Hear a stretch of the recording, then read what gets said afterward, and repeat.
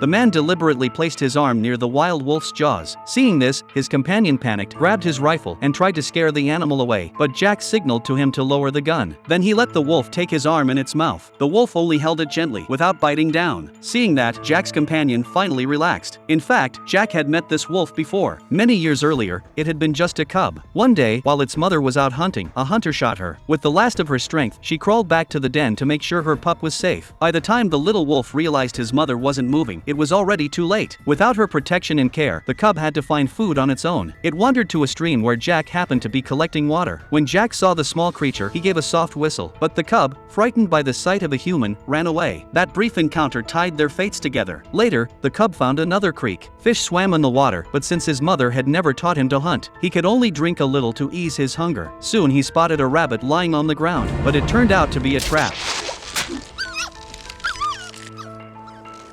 Two men came over. Their leader noticed the cub's sharp white teeth and was delighted. It was a wolf-dog hybrid, and with the right training, it could become a working dog. He named the cub White Fang and began to train him. Years passed, and White Fang grew up. He learned to catch fish straight from the river. One day, a gold prospector arrived in the village. As soon as Jack saw the wolf, he felt an odd sense of familiarity. While the chief wasn't watching, Jack reached out to pet him, but White Fang let out a loud, warning howl. The chief rushed over and stopped Jack. Jack tried to explain that he just wanted to be friends, but the chief replied that White Fang was there to work, not to make friends. Still, deep down, White Fang felt lonely. He had no friends at all. The next day, Jack wandered around the area. Suddenly, a brown bear appeared behind him. Jack ran for his life and hid among a pile of fallen trees, but the bear stretched out its paw, trying to grab him. At the last moment, White Fang burst from the forest to help. He stood between Jack and the bear. The enraged beast prepared to attack, but White Fang bared his sharp fangs, perhaps afraid that more wolves or humans might appear. The bear finally backed off and left. Jack looked at his rescuer with gratitude, but White Fang simply turned away and walked off. Sometime later, Jack had to leave for another gold field. Before departing, he left some dried beef for White Fang. After Jack left, the wolf returned to his usual life. One day, the chief loaded a cart with furs to sell in town. While he was busy trading, a few troublemakers noticed White Fang. They decided to test him by setting a vicious dog on him. White Fang easily defeated the attacker, and the men were thrilled they could make a fortune fighting him in the dog pits. When the chief arrived, the crooks claimed that the wolf had injured their dog. They demanded he hand White Fang over or face jail time. Since they were colonists and he was a Native American, the chief, fearing for his own safety, had no choice but to give White Fang away.